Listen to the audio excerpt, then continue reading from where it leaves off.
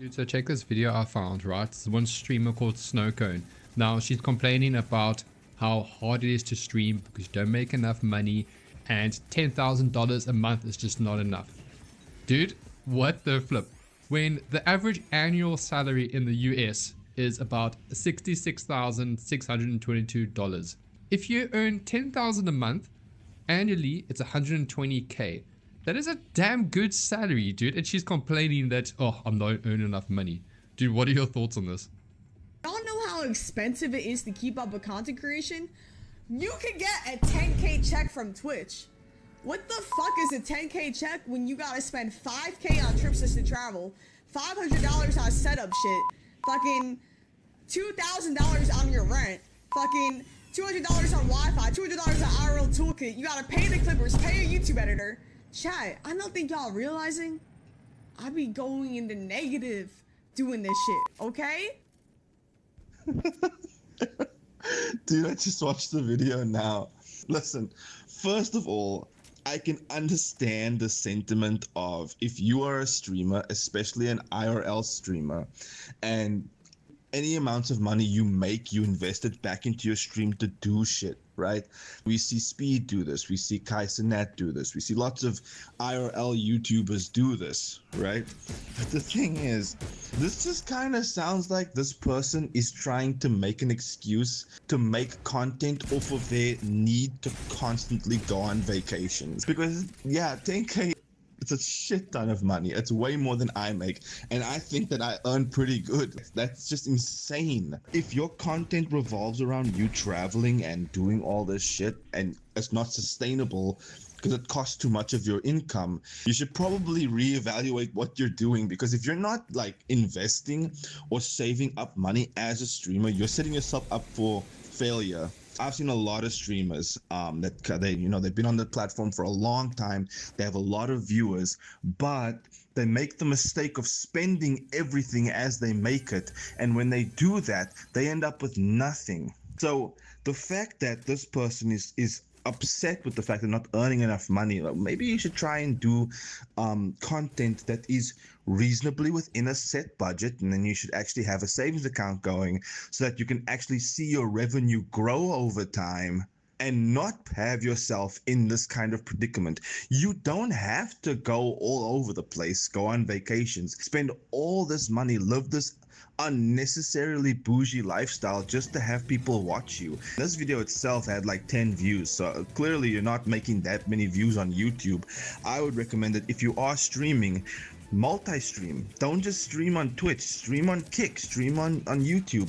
There are lots of YouTubers that, I'm even giving advice on how to make more money. There are lots of streamers that kick off their careers on other platforms like Kick, YouTube. They make more money. I've seen statistics of streamers' revenue where Twitch is like 5% of their revenue because of Twitch's unreasonable deductions that they do. And Kick pays a lot more, YouTube pays a lot more, but like you should really reevaluate what you're actually doing, because this just sounds pathetic. If you're complaining about 10K not being enough, then that means you're not using the money wisely and you're not optimizing it so that you actually make the most content out of the allotted amount that you're meant to spend every single month in order to keep your lifestyle going, or like a reasonable lifestyle going. And I can't speak on, personal experience in the content creating sphere, because I'm not a content creator, I'm not a streamer. I can only speak on the knowledge that I've gained from streamers who have been transparent enough with their audiences to share things like their revenue, the analytics, their statistics on everything on all the platforms they stream on, and the amount of percentages in revenue that they earn from them, and their experiences and things like that.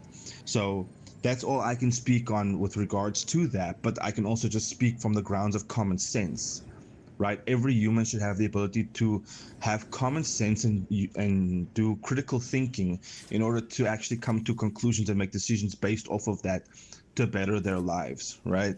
So you go, well, not you, but this creator going online to complain about their revenue not being enough, it gives you two choices. You either change the lifestyle or you find a way to make more money. You can make more money if you stream on more platforms other than Twitch, because Twitch actually scams their streamers quite a bit, or you can just simply change the lifestyle, which is probably the easier choice, especially until you actually establish yourself to where you can actually live that lifestyle comfortably and actually have a savings account going. But that's really all you can do. Complaining to your audience about this. I don't know how big this streamer is. This YouTube clip just had about 10 views. I don't know if it's from their official channel or anything like that, but I mean, till you actually establish yourself, complaining to your audience but not having enough money just makes you unlikable, unrelatable, and a terrible person to just watch. It just kind of feels like you're rage baiting unintentionally or intentionally. You're just purposely being an unlikable person.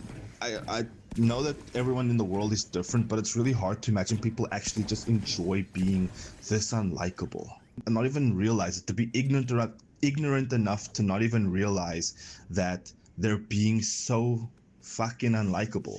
Thing is, dude, I mean, 100%. So I don't know what that channel is that I sent, because I mean, she's got on Twitch, she's got just over 82,000 followers. A lot of her videos they're not bad. 60k views, 71, 70, 52, 150, sorry, 143k, 63.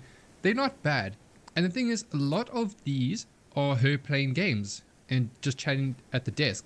And then you do have some of the streams when she's traveling, but you know, a lot of them are sitting down. So where's the expense for all the traveling? You're making a decent amount of money on paper by looking from this perspective on just playing games and chatting. And I mean, you could see her subs because she always has her subs on the videos. I'm not going to try to find her latest one, but I mean, so it's not bad. So we think money, but then also at the same time, this happens across multiple people, you know, not just streaming, is they don't scale properly with their money. So for argument's sake, let's say $10,000 is what they're currently earning, and then they move up to $20,000. All what happens is the car that they have becomes a more expensive car, so they double the price. The food that they have, they go for the more expensive price. So it doesn't matter what salary you end up having, it just becomes more and more expensive. And you know, so some people are just not good at managing money. I don't know how old she is as well, but I definitely think she needs some kind of like accountant or, you know, financial advisor or something. I don't know if I'm making sense or not, but revenue is really not something to complain to your audience about. Am I crazy for that?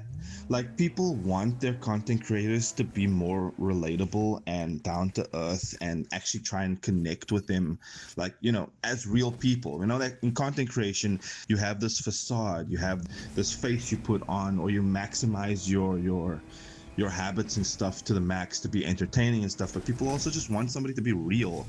But like, complaining about revenue that you make, it's almost like you complaining to people who help your career grow by giving you viewership and donations and engaging with your advertisements and stuff.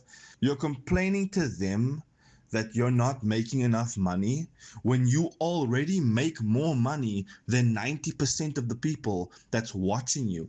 And like a wise woman once said, Pokimane, if you're a broke boy, just say so. Nobody likes that kind of person. I don't understand why you would be so egotistical that you'd think it'd be a good idea to just go complain to your audience about not making enough money when you clearly make so much money, so much more money than they do. 100%, dude. And then, well, so what? People want to come and have a chat with you, and you go on and complain that you're not getting enough money from Twitch and then from subs. Because I think ultimately most of the money is from the subs. I don't know if you get, you know, cash from actual views. I have no idea. But I know the subs is where it's at. I know YouTube's views, so maybe it's the same on Twitch. I don't know. But yeah, and you know, Charlie posted a video a while back about the differences between Twitch and YouTube, and I think Asmongold potentially spoke about it as well. And the differences in the amount of money is actually insane. So it's actually dumb to only stream on one platform. You're already streaming, just do it on the other platforms. It's crazy, man. And dude, I mean, that amount of money, people might not even earn those six-figure salaries in their lifetime. And I mean, I don't know who she is, I don't know how old she is, so I'm just spitballing here, but she doesn't look old, you know, she looks young to a point. And you're earning six figures already, and then you just go and complain. Like, that's crazy. That makes sense. It being a Eclipse channel, so that does make sense. I didn't want to make the assumption on like the kind of content they make, so I didn't really have a look at their channel. I didn't have time to still take a look at it. I was just kind of sharing my opinion there.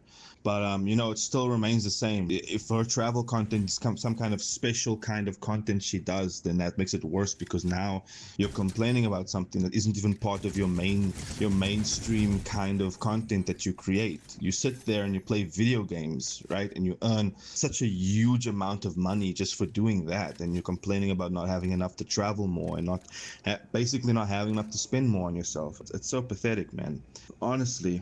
And to make an example, you're 100% right. People don't know how to scale with their revenue. To make an example out of it, you take the 10,000 that this content creator earns. Your lifestyle shouldn't be that of someone that earns 20K if you only earn 10K.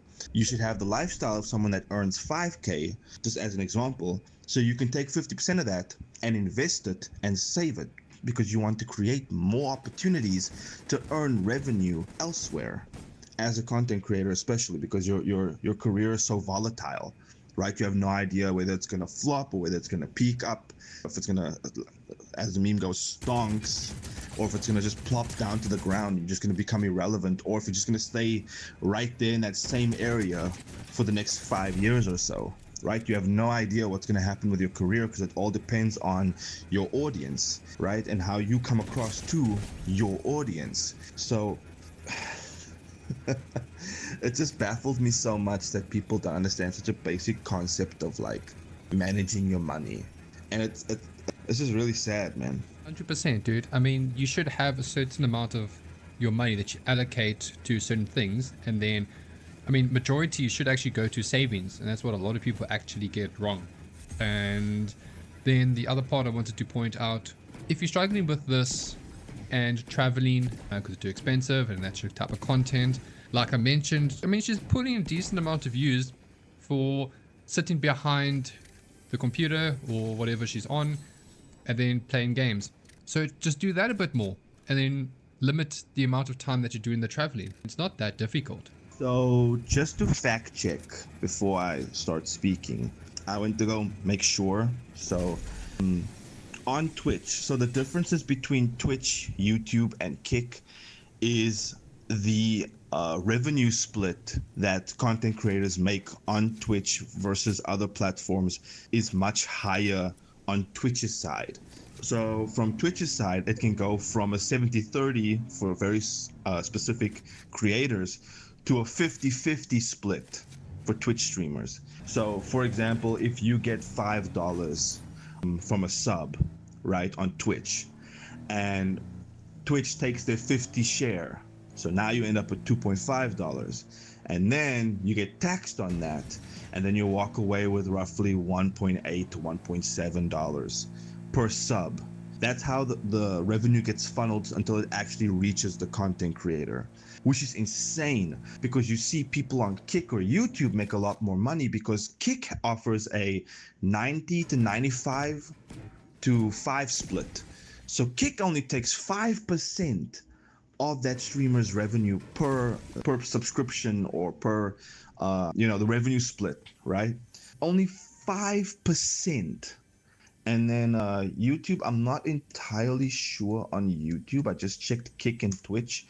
But I mean, with a Google search, we'll see that YouTube typically has about 45%, which is still worst case scenario less than Twitch. So it still leaves you to make about maybe 5-10%, maybe even more increased revenue than it is to stream on Twitch.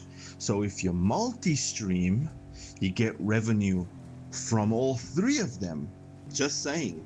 And you see a lot of the streamers, the big shots, they do multi-stream now on different platforms. Because also some people, like, I'm not a big fan of Twitch, but I'm a fan of YouTube, just for the viewing perspective. And I know the one, I don't remember which one it is, but the one's better for interactions with the viewers.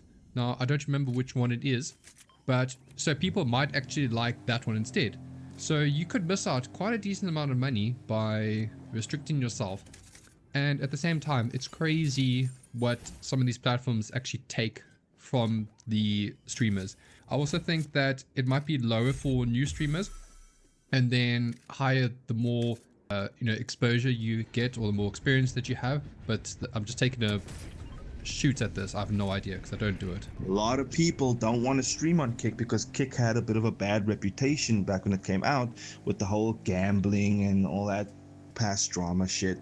But like, Kick is becoming a really big platform, and if I was a content creator, I would jump on the bandwagon while I still have a chance. Kick treats their creators, by the looks of it, a lot better than Twitch does, and they have a lot more freedom for their creators to make the content that they want. Whereas Twitch, I've lost a lot of respect for Twitch over the past couple months, especially with all of the drama happening over there with creators like Hassan, and how Twitch is platforming these people that do horrible things and say horrible things.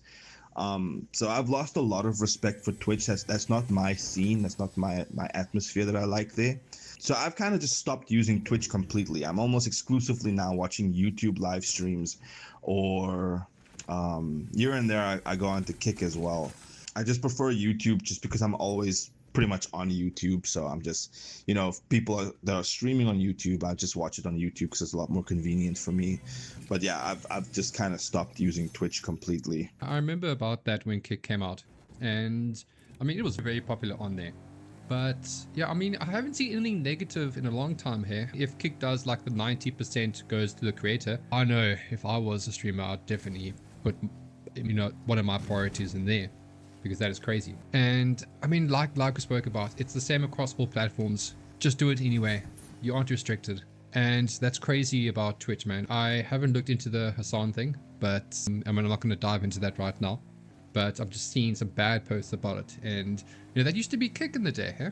But anyway, let's see.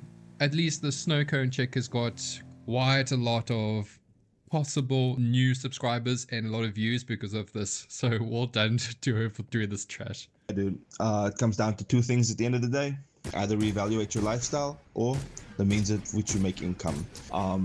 And if you are not in an exclusivity deal with a platform, you are actively shooting yourself in the foot for not multi-streaming. You should multi-stream if you don't have an exclusivity contract limiting you to one platform, in all honesty. And does snowcone multi-stream? I don't know, and to be honest, I don't really care to check, but this is a general statement that applies to every content creator that's not under exclusivity contract.